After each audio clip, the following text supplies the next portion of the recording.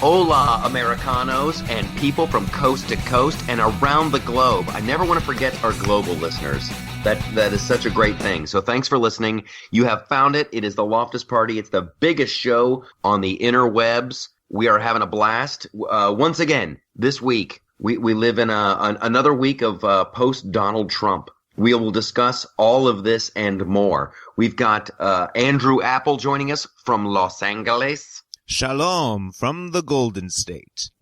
Shalom. That's quickly becoming your thing, I've noticed. Don't think I have an ear for these things. I'm listening. This is like week 3, I believe, where you've come out with the shalom. It's almost as if we were recording it and anyone could go back and listen later. But yes.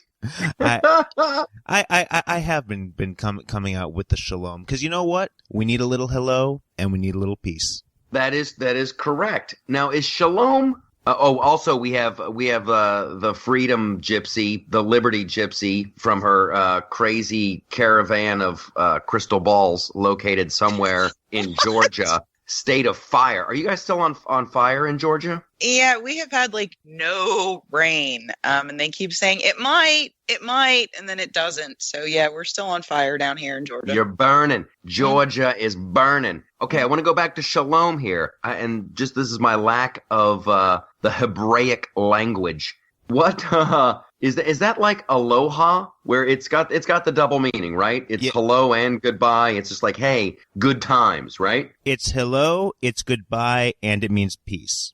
And it means peace. Okay, I like it. And it's not like namaste is different. Namaste is like I see. Namaste is like the Avatar language, right? Like I see Sanskrit, you. Yes. Yeah, I see the good inside of you. Whatever. So shalom, everybody. Aloha, hakuna matata. So we've got a big week already. The fear mongering. They did not take their foot off the gas. The liberals, they're just like they've had their pedal to the floor this whole time, and they're not letting up. So let us begin the show. So much to talk about. I want to talk about the Donald Trump dinner. I guess first of all, the 21 Club dinner. Is it the 21 Club or is it just the 21?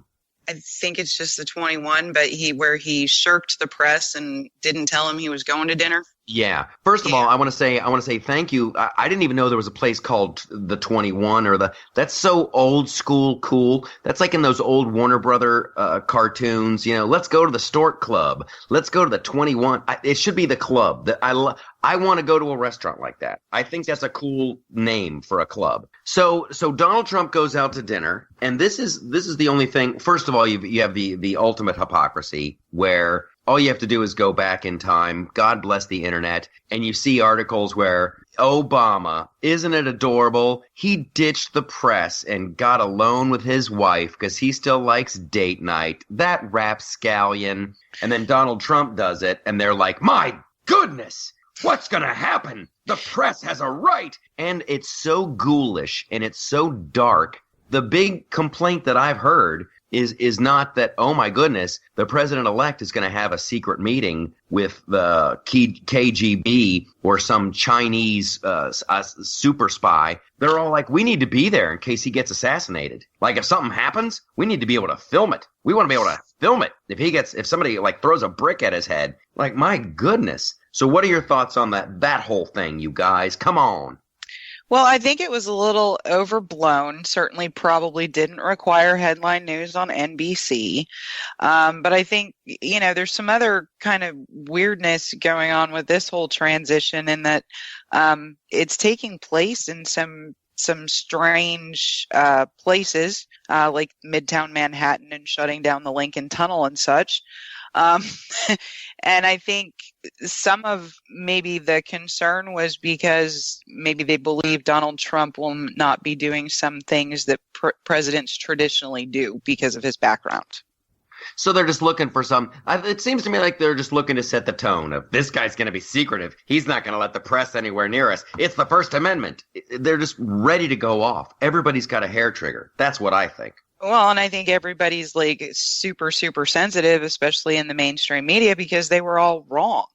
Well, we're now getting ahead of ourselves because I want to talk about the fake news. That's truly concerning. The fake news. That's crazy. Well, are you scared, Andrew? Are you afraid that Donald Trump ditched the press and went and had a steak dinner? So, let me say, I do have some concern related to that, but not directly about that. All right. My concern when it comes to the press is that I do not want them to get up in arms about every little thing. It goes back to what we talked about with making everyone Hitler. When everyone's Hitler, no one is Hitler. So, okay, Donald Trump ditched the press. All right? That's fine.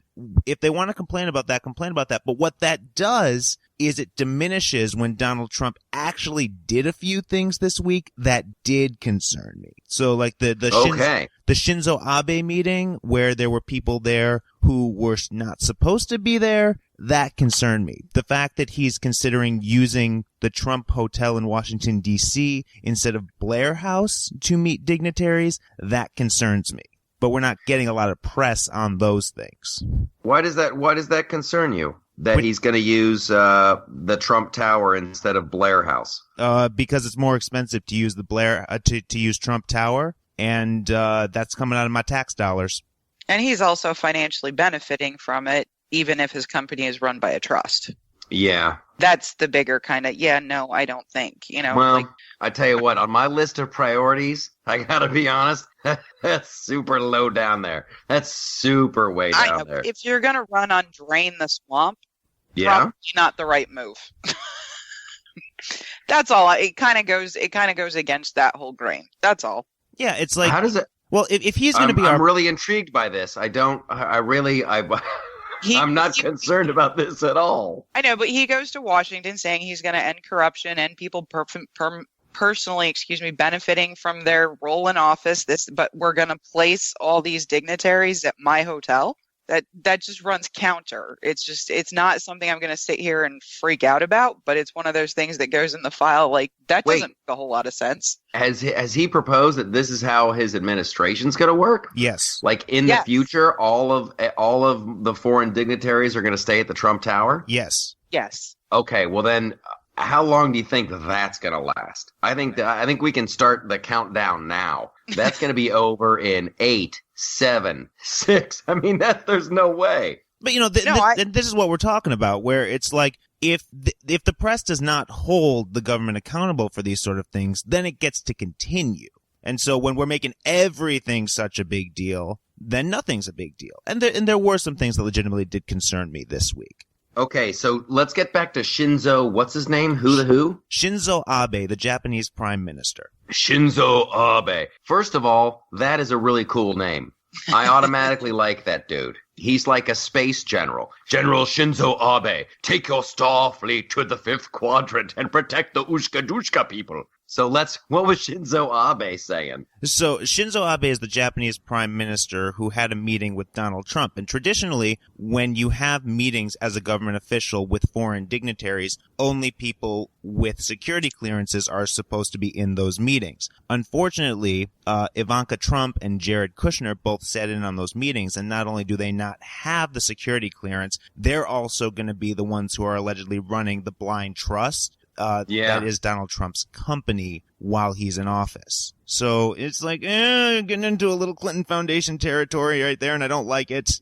Yeah, I guess that is Clinton Foundation adjacent. I'm going to put that low on my priorities as well, but we got to do something about it. So for the record, not cool. You can't put up foreign dignitaries at the Trump Tower, and if your kids are going to be running your company, first of all, I don't know what they're going to do with those companies. That's going to be a mess. But you can't have, as lovely a gal as she is, Ivanka, I guess she can't go to these meetings. I don't know, it's weird. Was it like a, hey, how's it going? Nice to meet you? Because then it's like, I just don't want to be a dickhead about it. He's meeting with heads of state to introduce him to the diplomatic process and things like that. So, yeah. But don't you think it was a, hey, nice to see you? Nice to know you. I think we're gonna have a great country. I mean, I'm just gonna put this out there for the sake of discussion. Did Obama's kids ever meet any heads of state? not in official capacity. I mean, there were handshakes and sort of things where it comes in where it's like, oh, hi, this is the Prime Minister of Ireland. And there were little handshakes. Yeah. But when there were closed door meetings, which is what this was, then no one without clearance was supposed to be in there.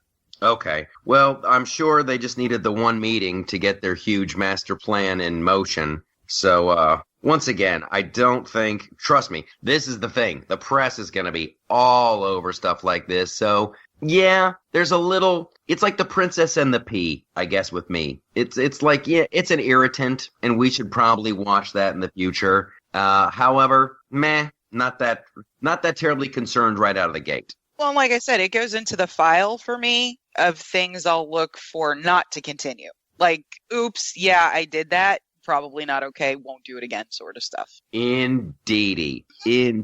What had you concerned this week? What's at the top? What's at the top of your list? Like, it's going off the rails, man. It's going off the rails. I'm just still at the point where I think we need a nationwide Xanax. Better living through chemistry. Everybody just needs to calm down and take a deep breath. The man hasn't really done anything yet. Well, yes, that's what I'm saying. That's what the mainstream media is just, they're not going to let up. They're not going to let up. I watched that Joy Reid, that AM Joy, that girl. Good Lord. It's the end of the world on her show. You want to talk about a glass half empty kind of gal. Good Lord. Did you see Jonathan Chait's tweet from the New York Times? No, I didn't. What did that guy say? Literally, this is the worst thing that has ever happened to him, the outcome of this election. You had people quote tweeting him, really, the worst thing that has ever happened to me is watching my child fight cancer. Grow up. Yeah. I mean, like the emotional blah that is all over some of these more progressive, personalities is just insane, number one. But when you look at this week, I think there was probably one or two. I think the biggest thing that concerns me is Donald Trump's comms person really needs to get his surrogates under control because they're out there saying stupid things. Like what?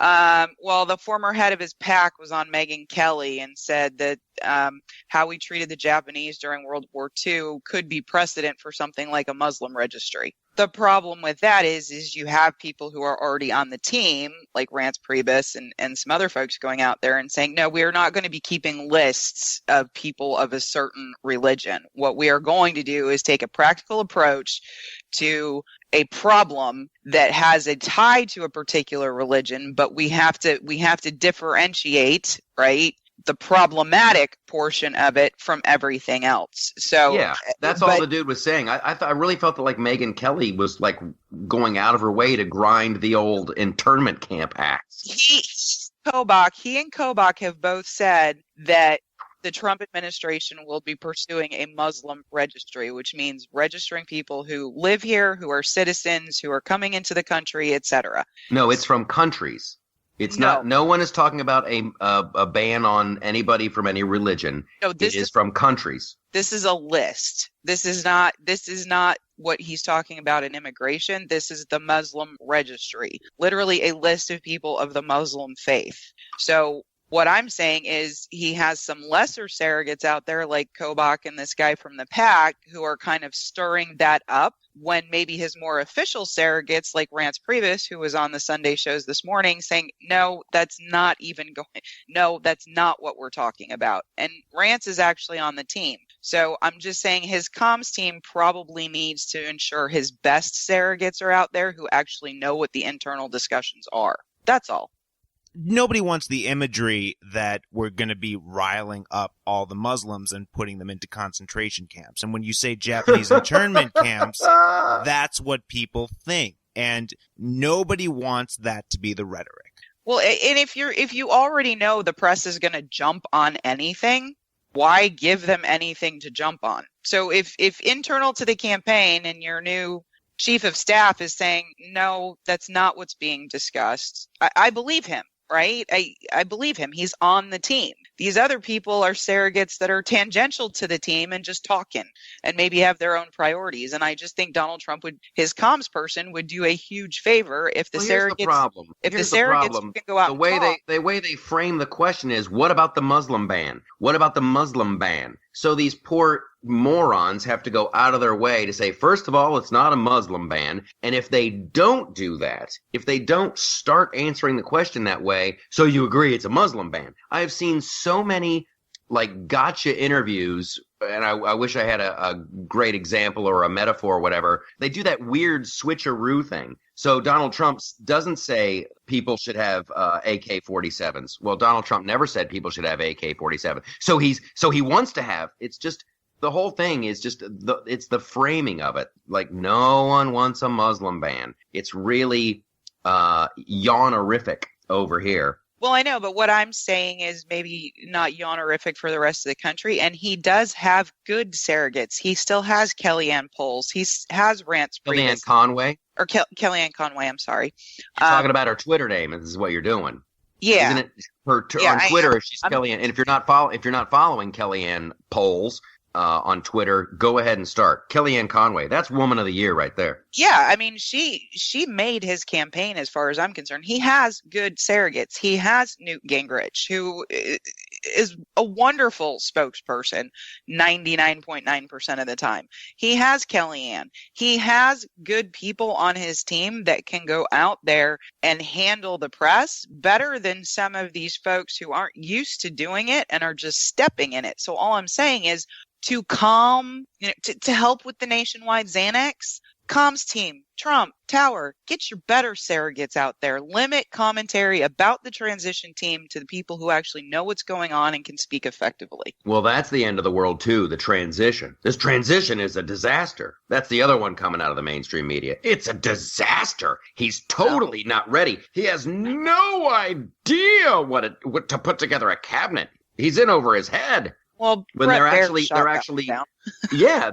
way ahead of where Obama was at this stage in the game.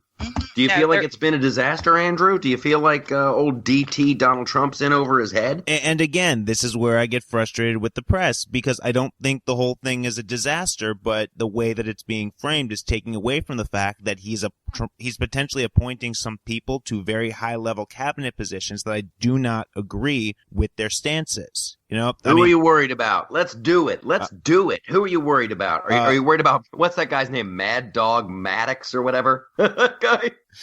Who's that dude? Stacy will know. Stacy, who is Mad Dog General Maddox? General Mad Dog. But everybody calls him Mad Dog. I love it. I love it that the guy who's going to be in charge is like the Mad Dog. That's awesome. That is awesome and needs to be celebrated. What do you think, Mad Dog? Like, I get to see him in the war room. Okay, thank you. What do you think? Well, Mad Dog. Just that a dude answers to Mad Dog and he's going to be in charge of stuff. Okay, who are you worried about, Andrew? Michael T. Flynn. He's not going to do much to help with the anti-Muslim rhetoric. I think that the person that he's looking at for Secretary of Education could destroy our public school system, which is good. No, not good, Stacy. Like I think it's good. I gotta go with the crazy gypsy over here. He should hire somebody as the Secretary of Education to shut down the Federal Department of Education. All of the people he's looking at are very, very pro-charter school. And yay! No, not yay, Stacy. I mean, this is corruption on a level that makes student loans look like child's play. It's sad and it's pathetic, and it's preying on low-income people by making things like the Success Academy or the Children Are Our Future School, calling it a school, taking money out of the public school system, spending it privately, putting it in your own pockets, and providing a very mediocre, if not downright unacceptable education for our students. Okay. Well, that maybe I'm going to float this balloon. I'm going to float this balloon. What about this? Before you can vote on the school system and how it works, you have to have a kid. I'll tell you why I disagree with that. I'll tell you why I disagree with that. Because I do not think that public education is just for the people who have kids. All right? It is because this kid is going to grow up into a human being. I may hire this kid one day, and I expect to have competent, intelligent people to hire. And if the then you better hope they don't go to public schools. I mean, seriously, Andrew, if you take a look at our stats and our performance globally since the Department of Education was implemented, we have continually fallen against our international peers in terms of educational performance in science and math. Oh, hold up. Now, I think Andrew, I just want to celebrate. I think Andrew made a great point. Which that's why, because I was just floating the balloon that only people with kids are allowed to vote on this stuff. And Andrew, I just want to celebrate. You made a very good point, and I was just joking around. However, it was kind of funny. However, there was a great documentary on PBS. God, this is why I like the internets so much. We should bang this one up. There was a great documentary on PBS supporting what Stacy just said. Since we started this huge federal bureau of here's the way our schools should run, we have steadily gone downhill. And the PBS documentary that I watched, they came to the conclusion, kind of the loose conclusion, that because our kids keep having to learn different subjects, they're not learning any one thing good. They're learning a lot of crappy things crappy. Okay. Yeah. Perfect example. Okay. Do you know why that's happening? No. Because of federally mandated programs. Yes, and the federally mandated programs require certain standardized testings that aren't working and are run by for-profit companies who don't care about whether or not our kids are educated. They care about making money. The charter school system that Michelle Rhee and Betsy DeVos are pushing so hard work like that times 1,000. Well, it also depends on which state you're in, okay? There are for-profit charter schools and there are not-for-profit charter schools. So I will tell you the state of Colorado and the city of Denver has done a beautiful job with it, and you can see exceptional academic performance in the children that have been offered school choice. So we have to look to our states, which you call the laboratories of democracy, right, that have tried different approaches to school choice and say who's doing a good job and what should it look like. Every state should endeavor to look like Denver looks in terms of results. Now, how do we take what Denver has done and do it in our state or our city or our county and do it effectively? Couldn't agree more, but Betsy DeVos and Michelle Rhee, guess what? They're not coming from that background. They're coming from this for-profit charter school mentality. Michelle Rhee, her husband, he stole about $3.4 million out of a charter school.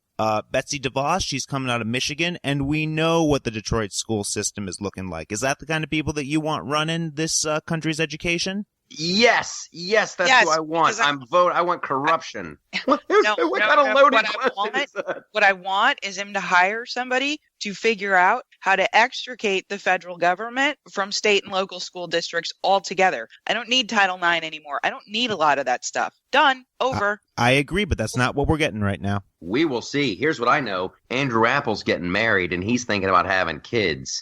Right? That is true. I mean, sometime within the next 7 to 10 years, after I've hiked the Appalachian Mountains and made it to the peak of Mount Everest, yes, I will consider having children. Buddy, you're on that bachelor mentality. You still think you're operating on your timeline. No, my friend. Your timeline is gone. Your wife. This is going to be fun to watch. But I want to remember this moment when you had that bachelor optimism. When I get married, I'm going to do all this stuff, and then we'll think about having kids. We will see where you fall. Okay. Who else are you worried about? Mike Pompeo, for example. Jeff Sessions. Mike Pompeo. I don't even know who Mike Pompeo is, but he's got a cool name.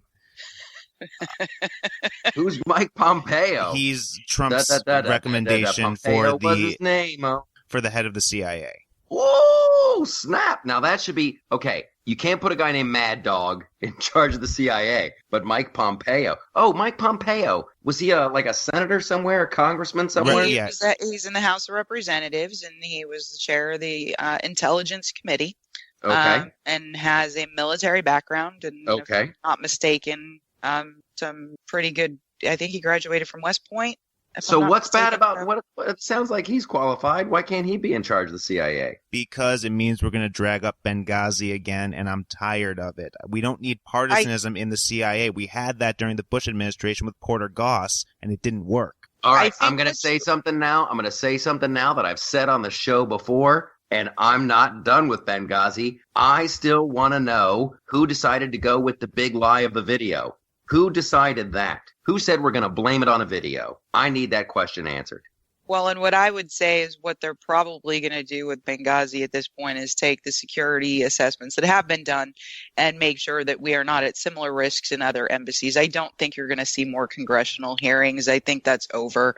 I think that this administration is going to move on. And the other thing I will give you a level bet is that Hillary Clinton will never be prosecuted. There will never be an investigation. That was going to be my next question. Whether Obama pardons her or not, I would actually lay a cash bet on that, and I'm not a betting woman. I think she's going to skate. She's totally going to skate. He went on TV and said he wasn't going to do a special prosecutor because Hillary and Bill are essentially good people. I mean, he's already putting that out there himself, Donald Trump. As far as Jeff Sessions, the guy who prosecuted the head of the KKK in his home state and pushed for the death penalty and got it. Did he tell some kind of racist joke? He told a joke that even the guy he told it to was like, if you didn't know he was kidding, you come on. Was it maybe in poor taste? But yeah, so what? And they're just running, oh, look at this racist history. Okay, yeah, the guy who prosecuted the head of the KKK in his state and got the death penalty. Yep, he's a huge racist. Well, yeah. Is that what you're worried about, Andrew, that he's a racist? No, I don't. I think that he's been out of the game too long. He hasn't been a practicing attorney for how long, Stacey? 20 years?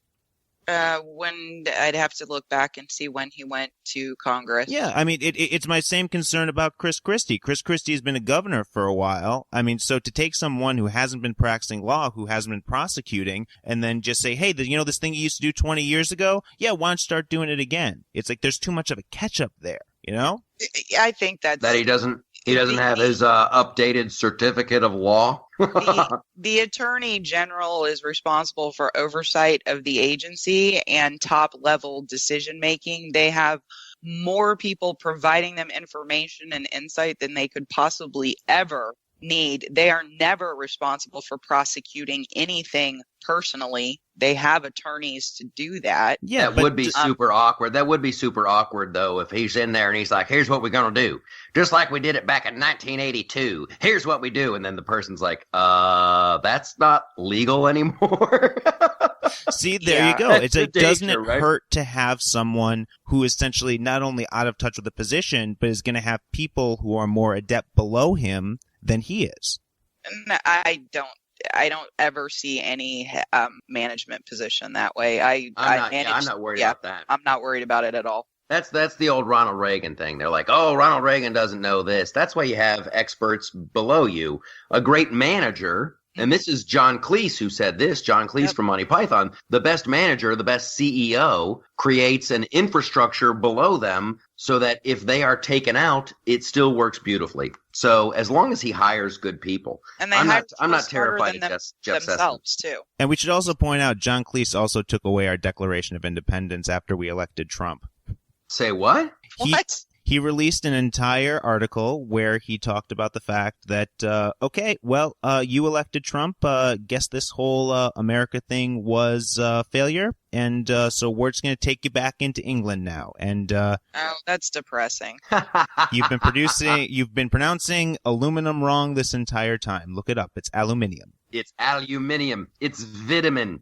Boy, I tell you what, I was up watching Saturday Night Live last night. And some guy has a show in syndication because that's the spot that I want for the flip side. I want the flip side to be on NBC right after Saturday Night Live. So I'm watching it here in New York, and I'm like, I wonder what's on. And it's this syndicated show, First Look.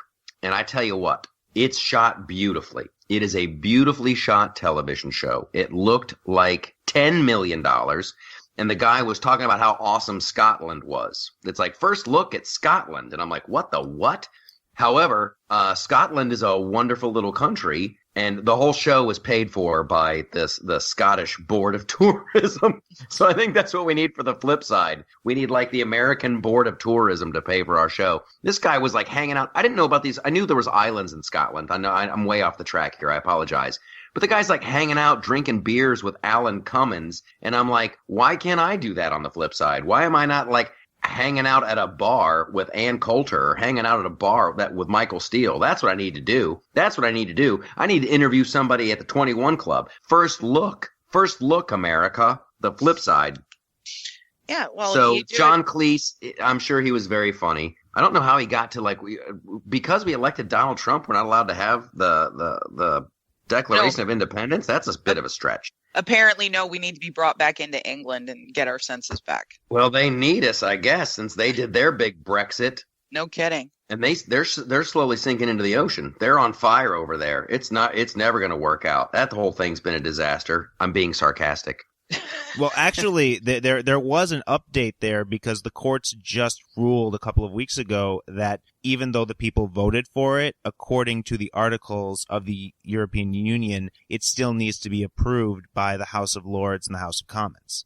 Yeah, they're going to try to stop it. They're going to try to stop it. So, the other funny thing... And then they're going to end up with Marie Le Pen in France, and she is actually scary. Marie Le Pen. Where do these people come from with these cool names? Marie Le Pen. Is she hot? She sounds super hot. She's got kind of a hatchety sort of face. Oh, bummer. Yeah. Like Angela Merkel, you just kind of know, right? Yeah, she's running not again. Be hot. Yeah, she's running again. But if you never heard of Angela Merkel and somebody said, I need you to pick Angela Merkel out of this lineup. And there was 3 okay-looking girls, and then Angela Merkel. I think everyone would go, yeah, that's Angela Merkel. You kind of doomed your kid, right? It's there's no way. There's certain names, if you name your daughter Diamond, her chances of being a stripper increase exponentially.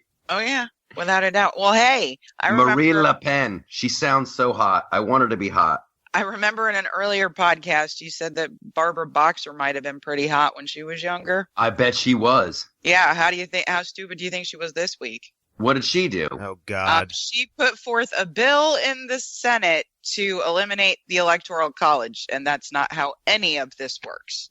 Oh, boy. That's that one's we're getting into George Takei country here, yeah. And I want to hold off on oh my. I want to hold off on that, but Barbara Boxer, I bet she was. We should get pictures of her as a young woman. That's Barbara Boxer. That is kind of a stripper name. That is kind of a hot stripper name. Please welcome to the main stage, Barbara Boxer. Come on, fellas. She's not going to dance unless she sees those dollar bills, which is like her political career. She's not. Oh, God. Salam. Okay, so Mitt Romney. I don't want to forget about this. Mitt Romney made a pilgrimage to meet Donald Trump. That is hilarious. Hilarious. Whispers of being considered for Secretary of State. I don't know. So I would say this to anybody who's how well is he going to work across with people he doesn't agree with? My goodness. He had to sit down with Mitt Romney. And Mitt Romney didn't leave that meeting with a swollen lip or a black eye or a big mark on his face. Or a bullseye on his back. Good Lord. That he could sit down. I don't even know how that whole thing went down. What do you make the phone call? Hey, Mitt, let's talk. I want you to come to, my office. And then Mitt has to say yes. And then he has to go. I mean, just so awkward. God bless Donald Trump for setting that meeting and going through with it. And Mitt Romney. That had to have been so awkward. So awkward. I know I called you a con man. I know I called you a liar. I know I spent a lot of money to try to, make sure you lose. I know I said this. I know I said that. My bad. Well, but also it behooves Donald Trump to make things okay, to clear the air with Mitt Romney. Just even the image of it is going to be helpful to the people who voted for Romney back in 2012 that also voted for the Donald. Yeah, Donald Trump's a better guy than I am. I would have banished old Mitt Romney to some dungeon somewhere. I would have been I never hear from you again, dude. You do not matter. Why did he even meet with Mitt Romney? What? Mitt Romney, Secretary of State? What? No. Oh, it's better than Rudy Giuliani. Yeah. Rudy Giuliani should have been AG, I think, personally. But that's just me. Well, and there is some validity in that. Why did he turn that down? I'm not sure that he did. I know Newt Gingrich has said publicly that he does not want a spot in the administration. they're floating Giuliani around Secretary of State along with Mitt Romney and a few other people. So I don't think anybody's a shoo-in for that position at this point, but I don't think Giuliani is any more qualified than Mitt Romney is. Yeah. Well, I'm not worried about it. I'm not worried about any of this stuff. They keep saying that, oh, he can't get his cabinet together. He can't do this. The whole thing's in disarray. It's a horrible, horrible day for America. And I just don't see any of it. I think he's doing just fine. I think old Donald Trump's doing just fine. And he's trending ahead of George Bush, and he's trending about on par, actually a little bit ahead of where Obama was at the same point in time. If the media doesn't knock it off, they're seriously going to turn themselves into just in oblivion. I mean, people will just stop listening. I think we might be past that point now. We might be past that point, and I think that's why they're on the whole fake news thing, which is the true terrifying, and I want to make sure we get to this before we go on too long.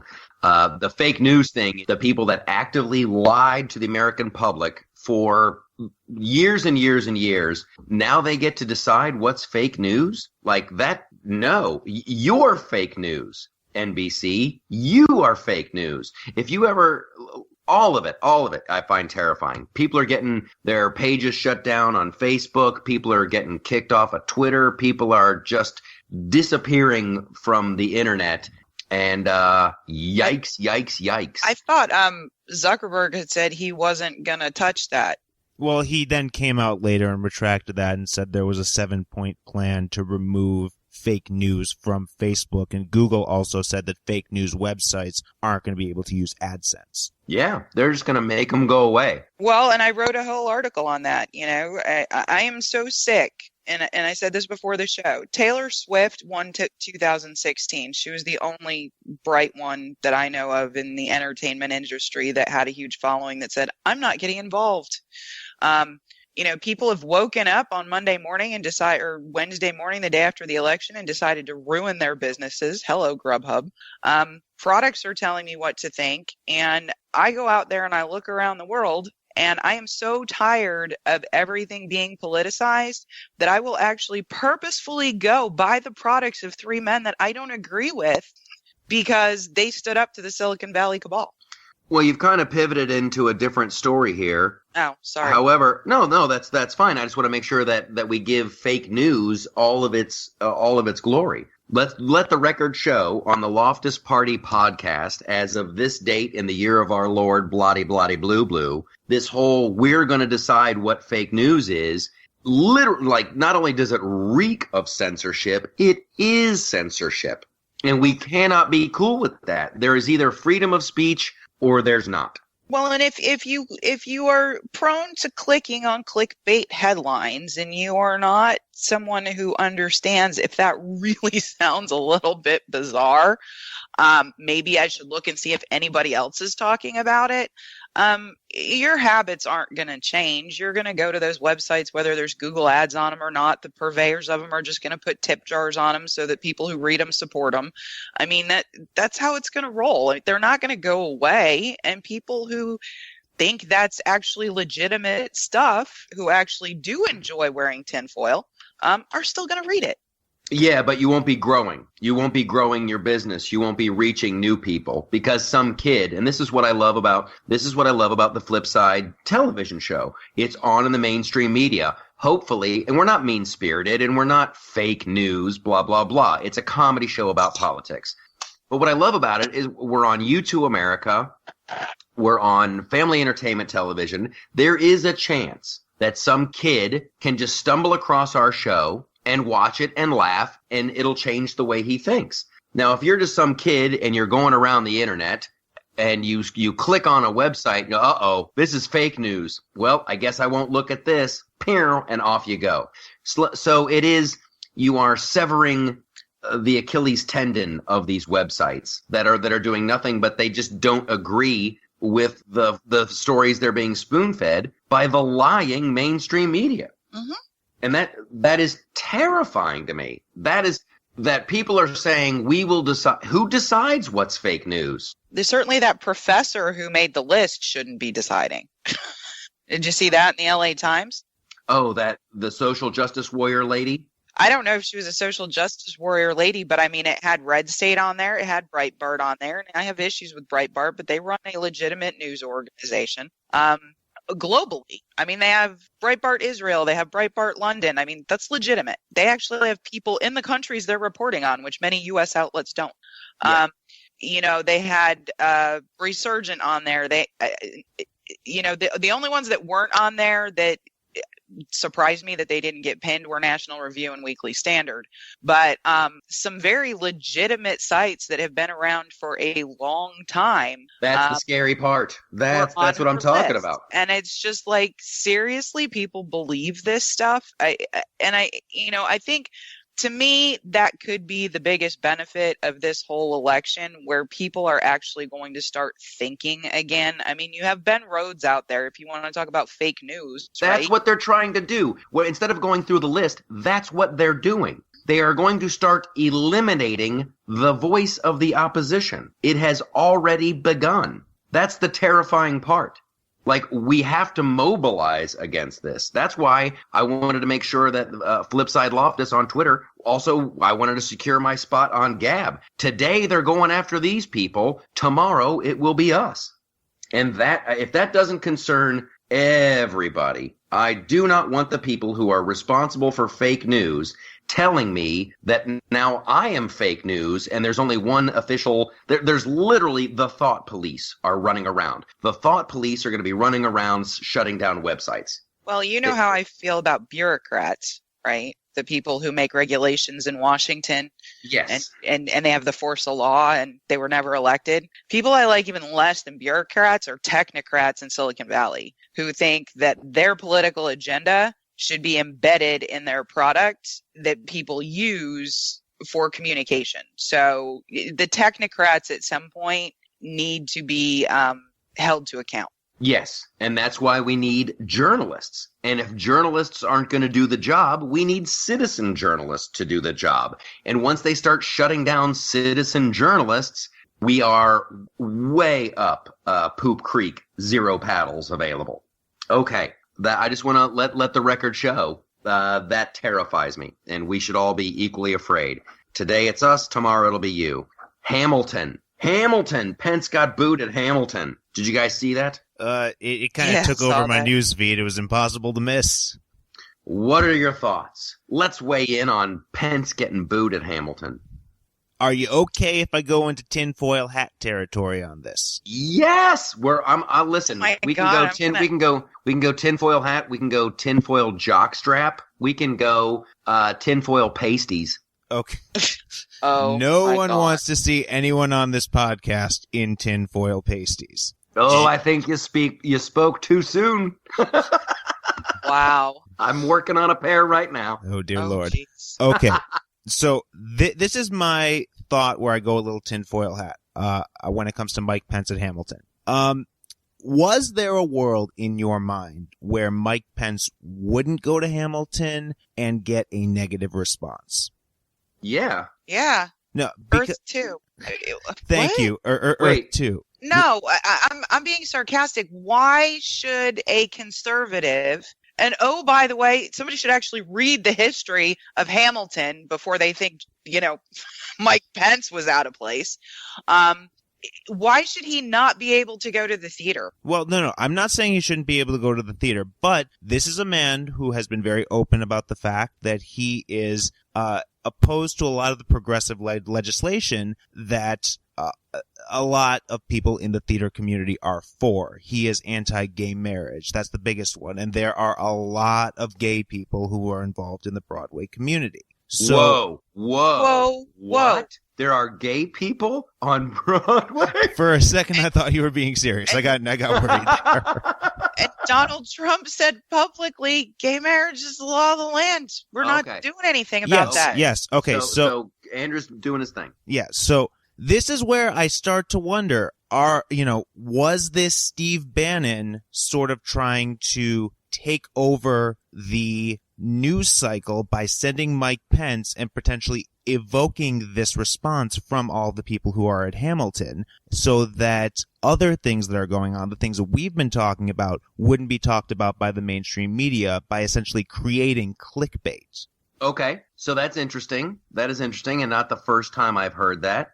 Someone else literally, like yesterday, tweeted the same. They were floating the same kind of balloon. So what would let's say it's true. Let's say Steve Bannon said, Mike Pence, go to this theater. Hopefully something will happen, and hopefully people won't talk about blank. What are they looking to avoid? I mean, the Trump University settlement could have been one of them. The appointments that we spoke about could be another. Blair House. I mean, basically everything that we covered on this podcast today. Oh, yeah. Well, the Trump University thing to me, and you guys know this, was always a yawn. That was always a yawn. So he had to write a check for $25 million. Meh. I don't know. I think if I might go with you if there was a little bit more there. There's no big like smoking gun to that. I think Mike Pence is from Indiana and he's incredibly naive, and he was using his newfound power as vice president to score tickets to this mondo huge Broadway show. I mean, those tickets are insanely expensive, and I think he's spending a lot of time in New York now, and he's like, oh my gosh. I think he's so naive. He's like, wow, there's a musical about Alexander Hamilton that everybody goes to. I'd love to see this. This is great. A hit show about one of our founding fathers. And, yikes. So this is actually one place that we do differ, because I go a little Sun Tzu on these situations where I never diminish anyone the way that you just did. I don't think Mike Pence is a naive person. I don't think he got to the point he's at by being naive. I think he is a very adept politician, and I think he knew that going there and leaving early would invoke a response. And to their credit, the speech that the Hamilton actors made at the end of the show, acknowledging him and thanking him for coming to the show, was actually very appropriate. Yeah, I mean, it was very polite. I don't know. I got no. I mean, we, sir. I like how the guy tried to like phrase it like old timey 1700s. You know, we, sir, the members of this cast, sir, implore you to defend our rights, sir. He used a few too many sirs. He was kind of in a sir barrel. That's what we say in the writers' room. I wasn't offended by what the guy said. I just, it was just awkward. It was just awkward. And here's what I heard, that when Mike Pence was being booed, and some people were applauding, mostly, I guess, boos. The boos were certainly louder. Supposedly, the new rumor they're trying to spread, whether it's true or not, I don't know, is that Mike Pence leaned over to his kid and like, you hear that? That's what democracy sounds like, which is completely badass. I want that to be true. However, I didn't get I guess I don't see the big to-do in the whole thing. Like, people are like freaked out and incensed by it. I really I'm not impressed nor outraged by the whole thing. It's too bad. It's a shame that a guy can't go, enjoy a Broadway show without being, outed, and let's point the finger, and, the hypocrisy is ginormous. I'm sorry your girl lost. I mean, they had Hillary backstage, and they did a cast photo with her, and she's wonderful, and she's all things awesome, and they're okay. Like, what's uncool about it? And it's just like unsavory. They should have told the crowd to pipe down. Did the actor who read his statement, did he ever tell anybody to pipe down, or was he okay with the booing and the cheering? Yeah, he told them to stop. He said right off the bat that we are very happy that you are here, and he did not condone the boos.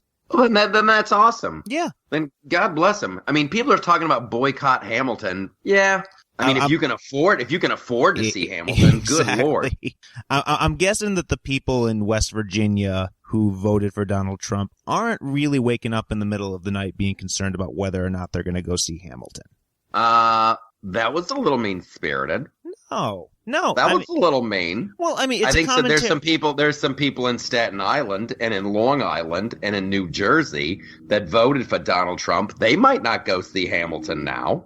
Well, it's a commentary on the fact that a lot of the people who voted for Donald Trump in these manufacturing towns did it because they were convinced that he would have the know-how to bring manufacturing back into this country. So they're not concerned about what happens at a Broadway show.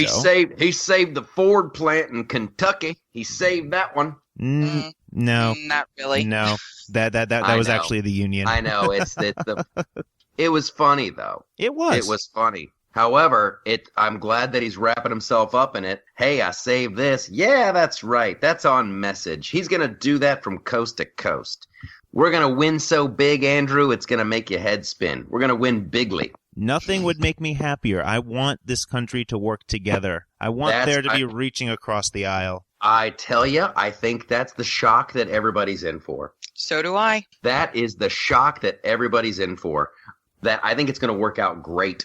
I think it's going to work out better than anyone can imagine, and we're going to be like, holy smoke. He's not going to be able to drain the swamp. Obviously, you have to work with some swamp critters because they know how the swamp operates, but there will be a lessening of the swamp. It won't be the end of corruption, but there might be a little less corruption. I think everything's about to get better. I really do. I'm an optimist. Well, and so did Chuck Schumer till the cabal got to him, and then he said we'd fight everything tooth and nail.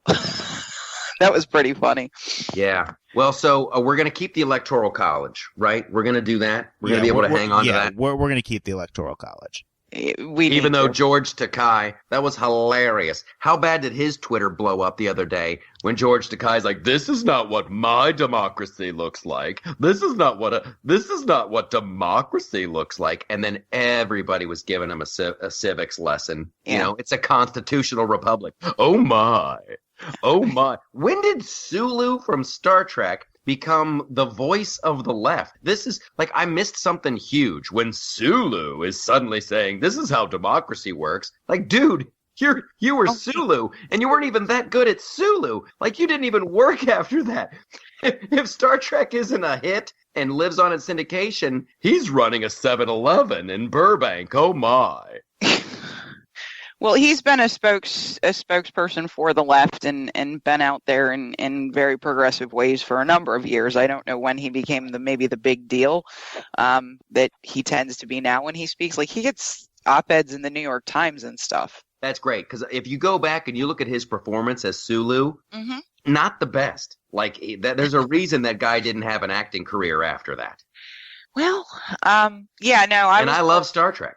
Yeah, no, his mentions turned into what we like to call a trash can fire after he did that, yeah. Yes, trash can fire. All right, we got to move. This is actually a great segue because it's Sulu and Star Trek. I am so stoked for the new Star Wars movie, Countdown to Rogue One. Countdown to that. We're going to see Darth Vader in that sucker. That's going to be insanely great.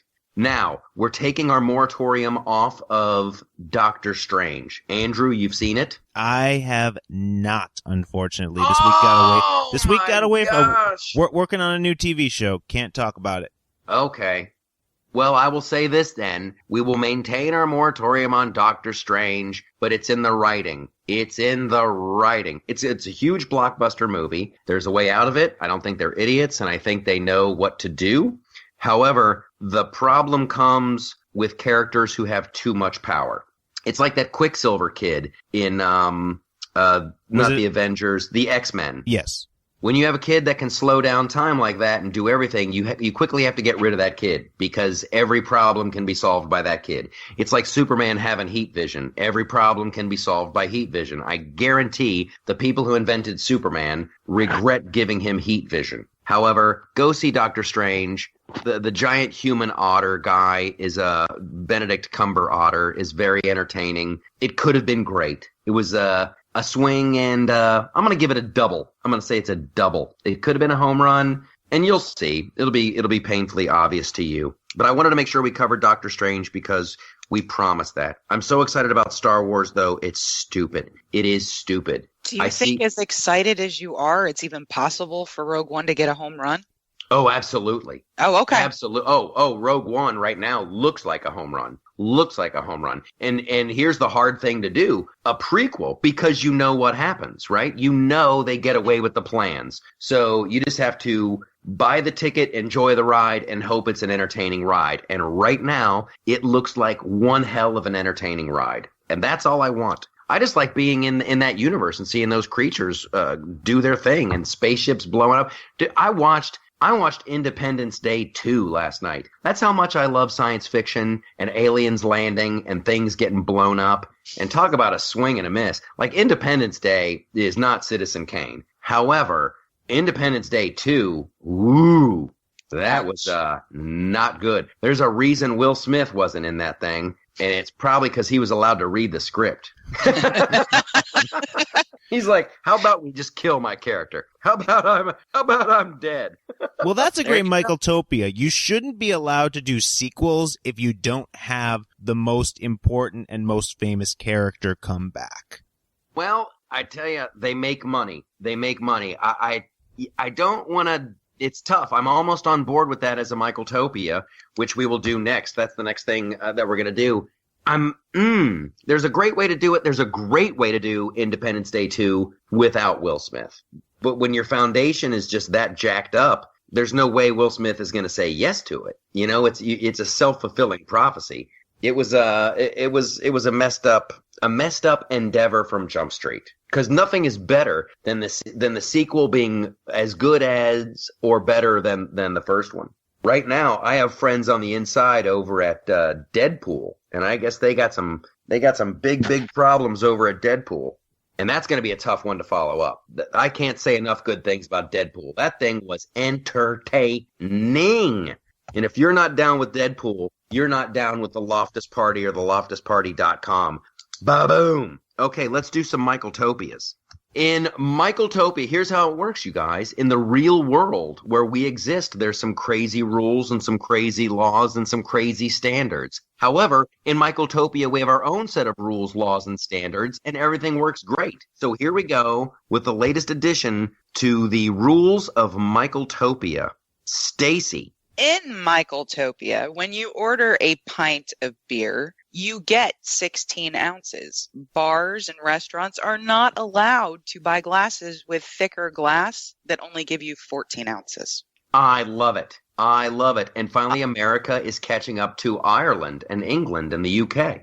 Well, I'm just sitting here, and I did the Daily Dose this morning, and they have 7 cons that all of these companies pull on everybody all the time. And apparently that's a huge con, along with, well, this is a classy beer, so we want you to be able to smell it, you know, and they give you that, like, little glass that isn't even close to a pint, but they charge you the same. It's all just, it's garbage. Just give me a pint of beer. There's a great undercover video. I forget what ballpark they filmed this at.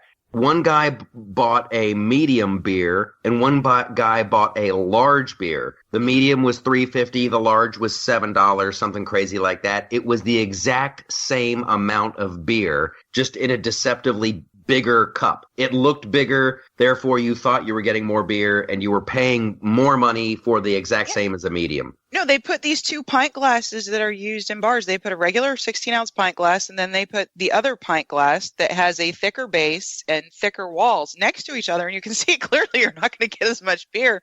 But they actually engineered it so they feel like they weigh the same. In 2001, I made my first trip to Ireland, and they had just changed the law there to have like a uniform. There's a pint line on the pint glass. They take it very, very seriously. It's like, okay, the foam can start here because I am paying for a pint of beer. I'm absolutely, yeah. They have there's an official royal seal on it. It's all very high tech. That's a good Michaeltopia. If I'm paying for a pint, I want a pint. The other place they get you is ice cream.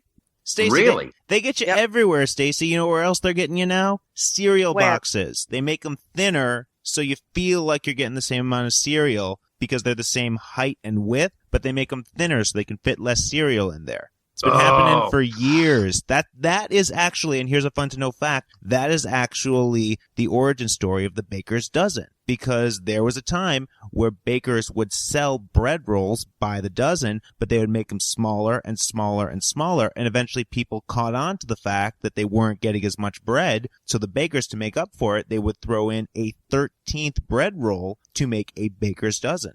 Well, the biggest fail on here for me was to find out that Dum Dums, you remember Dum Dum lollipops? You'd get them like when you went to get your haircut. Yeah. They're still a thing. Anyone still remember that commercial? The mystery flavor is essentially pig slop. That's how they clean out their machines. There is no formula for it, nothing.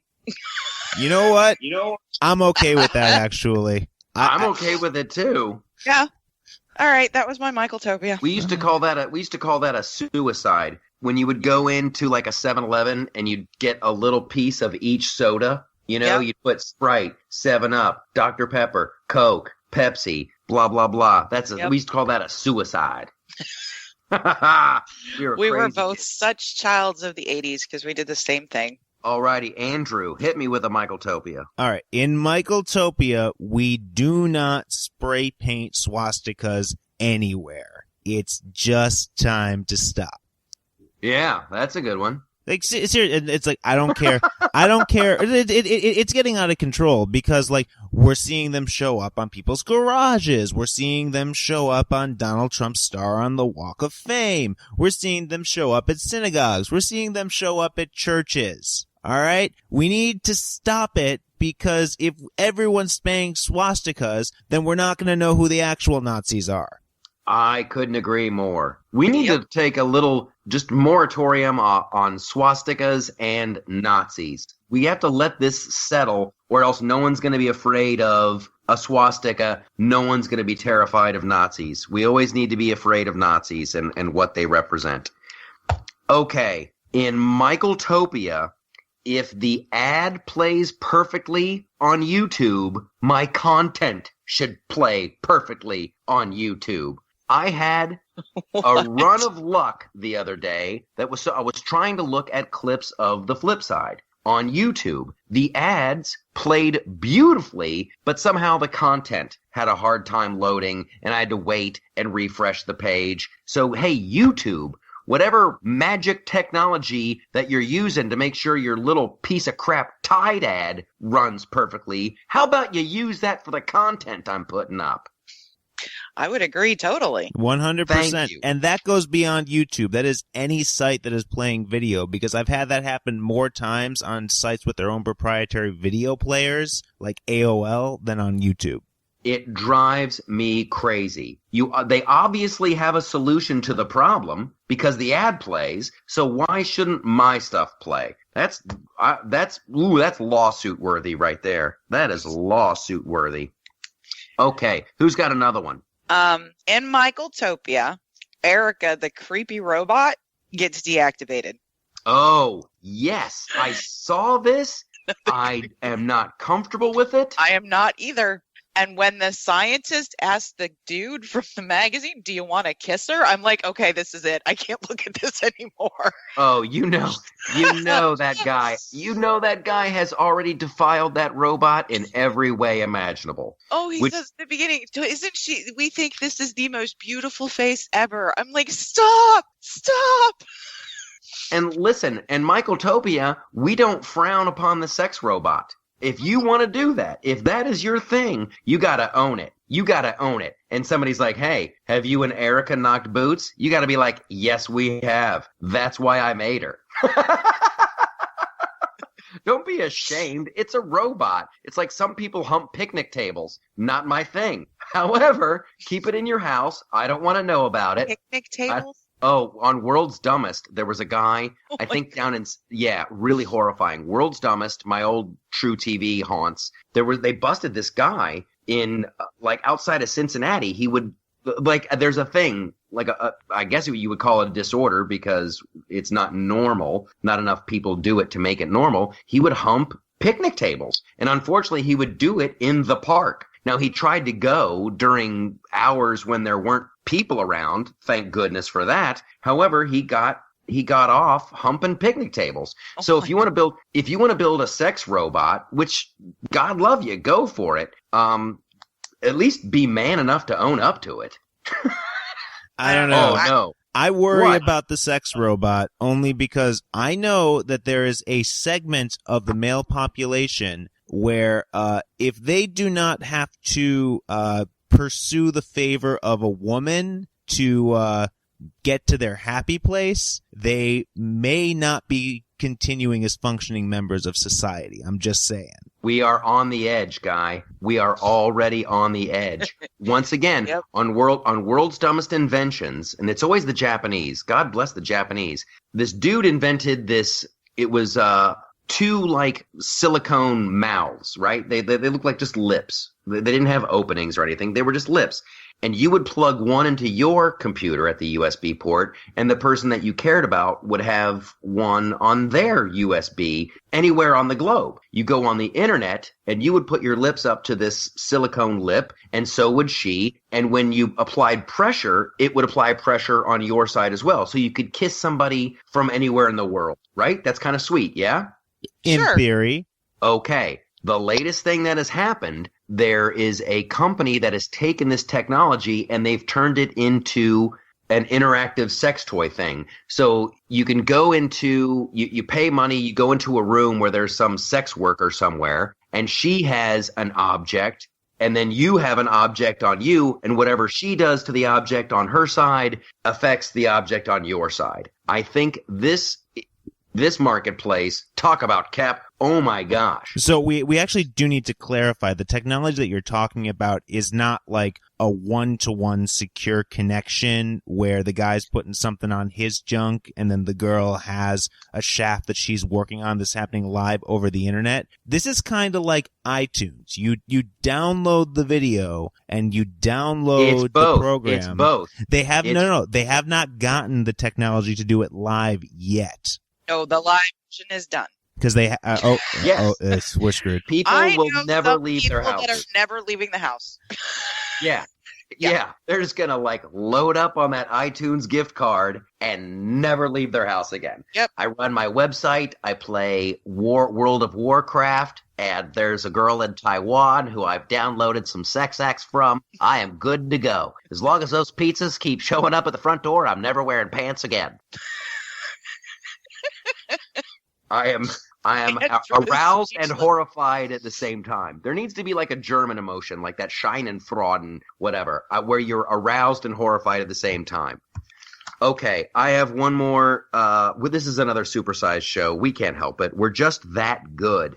In Michaeltopia, I get one of those new Gotham Steel nonstick pans, and it works. I have never wanted an advertised product to work so bad in my life. I want a Gotham Steel pan for Christmas because nothing sticks to it. It's safe in the dishwasher. You could burn cheese on it and it won't stick. It looks like a miracle pan. And if it's not, oh, am I going to be mad? Oh, am I going to be mad? Have you seen the Gotham Steel commercials? Yes, I have. And I've often thought I would maybe order one and then no, it cannot be that good. So I'll be looking forward to your assessment. That's how I feel about it, too. I'm terrified to buy one because it just looks too good to be true. And occasionally, I'm not the one who buys things offline. That tends to be my better half. And every once in a while, you really knock it out of the park. But boy, you get some weird stuff, I tell you, that just doesn't work the way it was supposed to. But if it does, I'll make everything on that thing. Okay, we had a very, very, very good show. I enjoyed this a lot. I'm still optimistic about the future. That's what the whole thing is all about. This is America, darn it, and there's room for everybody. I'm not losing sleep over the Trump administration. It was a fantastic show. Go to the loftusparty.com. This is the website to end all websites. This is not fake news. We actually have we go with Reuters, which is probably closer to fake news than we are. We have the Daily Dose. We have the best writers, the best bloggers. We have video content that actually plays. You've got this podcast. Soon there will be other podcasts. It is an explosion of goodness on the interwebs. So that's my plug for the loftusparty.com. Flipside, Season 3, Andrew Apple. That starts in December, yeah? It does. I've had meetings all week about it. Now the real work begins. Okay, so this is the point where you guys can plug. Stacy, what do you got going on this week? Still writing the Daily Dose, and I think everybody should go read my Thanksgiving piece. Yes, it is quite good. It is quite good. Always check out the lazy. Here's what we have to figure out. I need to do a video blog. My typing skills are horrible. My typing skills are horrible. For me to sit down and write a blog, that is a Herculean effort. We got to figure out how I video blog. We got to figure that out. Okay. All right. Andrew Apple, what do you got going on Sounds this week? Good. I am continuing my podcast. I'm going to pitch it a little bit of a different way. Come and watch the fictional story of a series of black Republicans who are living it up in the Bel Air lifestyle on So there Fresh, you go. So Prince. Putting a little different spin on it. Now, do you think... Yeah, the Banks family, are they really? They're all a bunch of Republicans. The big fat, yeah, absolutely. The big fat guy, the dad, was a Republican?